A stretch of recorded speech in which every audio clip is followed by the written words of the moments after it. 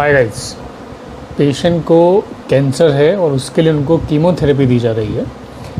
तो कुछ पेशेंट में कीमोथेरेपी जब हाथ की नस से देते हैं यहाँ से, तो कई बार ऐसा होता है कि वो जो कीमोथेरेपी है वो नस से बाहर निकल जाती है और चमड़ी के अंदर जमा हो जाती है, जिसकी वजह से वहाँ पर घाव या जख्म बन जाता है, जो कि टाइम के साथ में बड़ा हो जाता है।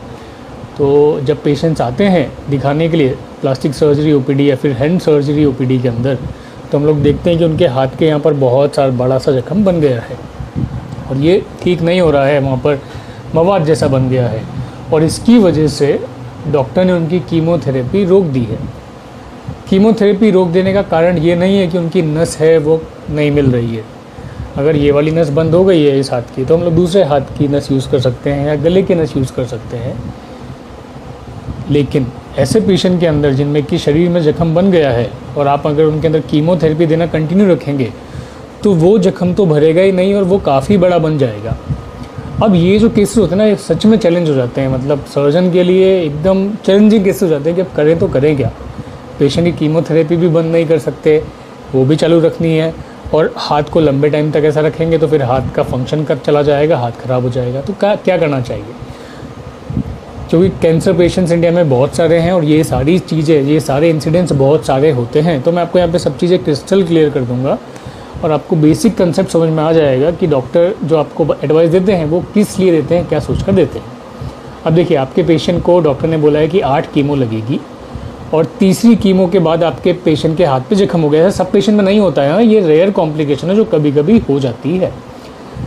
आपके पेशेंट की 5 कीमो अभी बाकी है। डॉक्टर बोल रहा है कि देखो जख्म बड़ा है, अगर हम लोग कीमो देंगे तो जख्म और बड़ा हो जाएगा, तो आप एक प्लास्टिक सर्जन के पास जाके पहले जख्म को ठीक कराइए।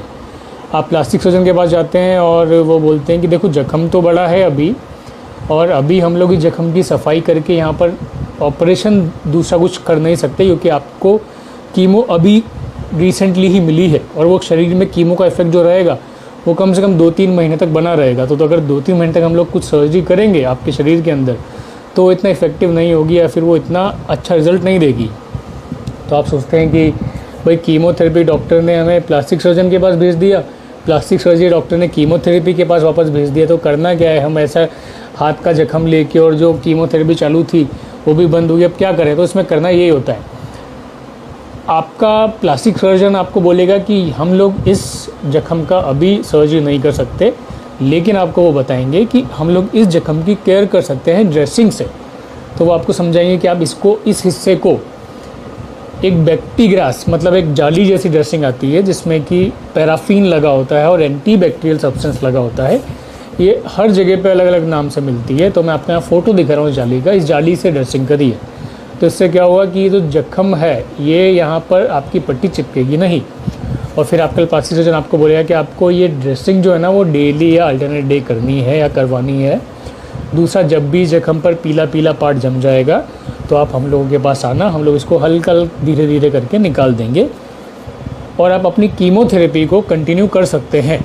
फिर वो आपको पेपर पे लिख के देंगे आपके कीमोथेरेपी के डॉक्टर के लिए कि आप इन पेशेंट की कीमोथेरेपी कंटिन्यू रखिए, क्योंकि प्लास्टिक सर्जरी की साइड से अभी हम लोग इस जख्म के ऊपर कुछ नहीं कर सकते हैं, हम लोग अभी ड्रेसिंग कंटिन्यू करेंगे। जब पेशेंट की कीमोथेरेपी कंटिन्यू फिनिश हो जाएगी उसके बाद फिर हम लोग इस जख्म के लिए जो भी हमें सर्जिकल ऑप्शन करना होगा, जैसे कि फ्लैप सर्जरी करनी पड़ती है या फिर स्किन ग्राफ्टिंग करनी पड़ती है, तब हम करेंगे।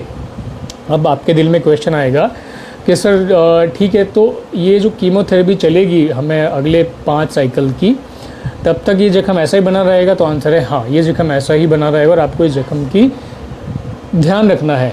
ध्यान कैसे रखना है, यही कि आप अपने जिन भी डॉक्टर से मिल रहे हैं गवर्नमेंट हॉस्पिटल के अंदर, उनसे कांटेक्ट में रहिए, तो वो आपको ये पॉइंट बताएंगे ड्रेसिंग कैसे करनी है। दूसरा, हाथ का मूवमेंट कैसे करना है वो आपको फिजियोथेरेपिस्ट के पास भेजेंगे, तो फिजियोथेरेपिस्ट आपको हाथ का पट्टा दे देंगे, ताकि ये जो टाइम निकल रहा है जिसमें कि कंटिन्यूस जख्म बना हुआ है और हम लोग कुछ नहीं करें, तो इस टाइम पे काफ़ी चांसेस होते हैं कि हाथ आपका उसी पोजीशन में जड़ हो जाए या कड़क हो जाए।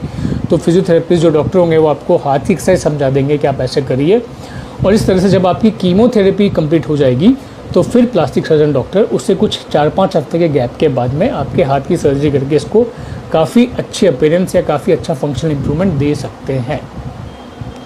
देखिए, पेशेंट को कीमोथेरेपी मिलने के टाइम पे हाथ पे जख्म हो गया है। अब हमें यहाँ पर हमेशा ये देखना होता है कि ज़्यादा ज़रूरी क्या है। अगर हम लोग सर्जरी करेंगे पेशेंट के हाथ की तो हमको कीमोथेरेपी को बिल्कुल बंद करना पड़ेगा, जो कि एक अच्छी चीज़ नहीं है। कैंसर के पेशेंट्स में अगर आप सिर्फ सर्जरी करने के लिए को कीमोथेरेपी को बंद कर रहे हैं हाथ की सर्जरी के लिए, तो ऐसा नहीं करना चाहिए, क्योंकि चांसेस होंगे कि वो कैंसर दोबारा आ जाए या बढ़ जाए। तो इसीलिए हमको लगता है कि यहाँ पर कैंसर कीमोथेरेपी पेशेंट को कंटिन्यू करना ज़्यादा ज़रूरी है, तो पेशेंट वो कंटिन्यू करता है। और जो हाथ की सर्जरी है इसको हम लोग डेली ये केयर करेंगे, फिजियोथेरेपी करेंगे, ड्रेसिंग करके मेंटेन करेंगे। जब कीमोथेरेपी कंप्लीट हो जाएगी तो हम इसको सर्जरी करके अच्छा बना देंगे, राइट। सो एक बेसिक आइडिया था, और मैं जानता हूँ एज ए सर्जन मैंने बहुत से पेशेंट्स ऐसे देखे हैं कि ये कितनी कॉमन प्रॉब्लम हो जाती है पेशेंट्स के लिए, और कितना हेडेक हो जाता है उनकी फैमिली के लिए, कि वो बार बार आपके पास आते हैं, बोलते हैं सर वो डॉक्टर बोल रहे हैं कि ऐसा करो, वो डॉक्टर बोल रहे हैं ऐसा करो। तो मैं आपको बोलूँगा आप ये वीडियो देखिए और समझिए इस चीज़ को कि वो डॉक्टर ऐसा क्यों बोलते हैं या वो डॉक्टर ऐसा क्यों बोलते हैं, और आपको किस चीज़ को इम्पोर्टेंस देनी चाहिए, right. So this is all, thanks for watching, have a nice day, bye bye.